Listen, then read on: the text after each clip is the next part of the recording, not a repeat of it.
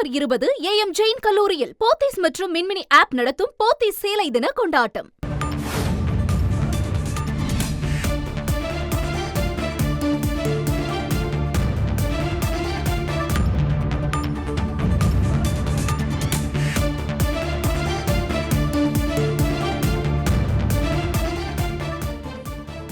சபரிமலை பிரசாதம் குறித்து ஆய்வு மேற்கொண்ட உணவு பாதுகாப்புத்துறை அதிகாரிகள் இந்த விஷயத்தில் சபரிமலை கோவிலில் வழங்கப்படக்கூடிய அந்த அப்பத்தில் ஈரப்பதத்தினுடைய தன்மை அதிக அளவில் இருப்பதாக கேரள நீதிமன்றத்தில் தொடரப்பட்ட வழக்கு தொடர்பாக தகவல் வெளியாகி இருக்கிறது. அதில் கோவிலில் வழங்கப்படும் அப்பத்தில் நிர்ணயிக்கப்பட்ட அளவை விட ஈரப்பதம் அதிக அளவில் இருப்பது தெரிய வந்திருக்கிறது.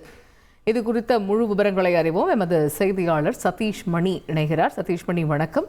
முழு தகவல்கள் என்ன? சபரிமலை கோயில்ல ஏராளமாக உலகம் முழுவதும் ஏராளமான பக்தர்கள் வழிபட்டு செல்லும் முக்கிய தலமாக இருக்கிறது.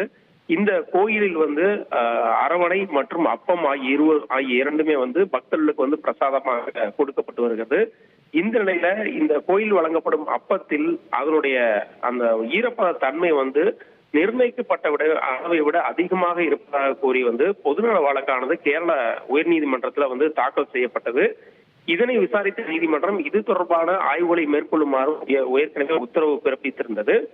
இந்த அப்பத்தில் ஈரப்பதம் அதிகரித்தால் என்ன செய்யும் என்பது தொடர்பாக உணவு பாதுகாப்புத்துறை அதிகாரிகள் அளித்த விளக்கத்துல இந்த நாம் சாப்பிடக்கூடிய அந்த அப்பத்துல இந்த ஈரப்பதத்தினுடைய தன்மை அதிகமானால் அதனால் பூஞ்சைகள் ஏற்படும். பூஞ்சைகளால் உடலில் பலவித நோய்களுக்கு வழிவகுக்கும் என்பது அந்த முதற்கட்ட அந்த உணவு பாதுகாப்புத்துறை அதிகாரிகளோட விளக்கத்துல தெரிய வந்திருக்கு. இதனை தொடர்ந்து மத்திய உணவு பாதுகாப்புத்துறை அதிகாரிகள் சபரிமலை கோயிலில் உள்ள அந்த பிரசாதமாக கொடுக்கப்படும் அப்பத்தை நேரடியாக சென்று கோயிலுக்கு சென்று ஆய்வு நடத்தி இருக்கிறார்கள். மேலும் அந்த அப்பத்தையும் ஆய்வக சோதனைக்கு உட்படுத்துவதற்காக ஏராளமான அந்த மாதிரிகளையும் எடுத்து சோதனை செய்திருக்கிறார்கள். ஏற்கனவே கடந்த ஆண்டு இந்த அரணை பிரசாதமாக வழங்கப்படும் அரணையில பயன்படுத்தப்படும் ஏலக்காயில் பூச்சிக்கொல்லி மருந்து அதிகமாக இருப்பதாக கூறி கிட்டத்தட்ட 7 டன் அரணைகளை அழிக்க ஏற்கனவே நீதிமன்றம் உத்தரவிட்டது பெரும் பரபரப்பை ஏற்படுத்தியது. இந்த நிலையில சபரிமலை கோயிலில் கொடுக்கப்படும் அப்பத்திலும் இதே போல ஈரப்பத தன்மை அதிகமாக இருப்பதால் அதன் காரணமாக உடல்நல கோளாறு ஏற்பட வாய்ப்பு இருப்பதாக கூறி வழக்கு தாக்கல் செய்யப்பட்டது.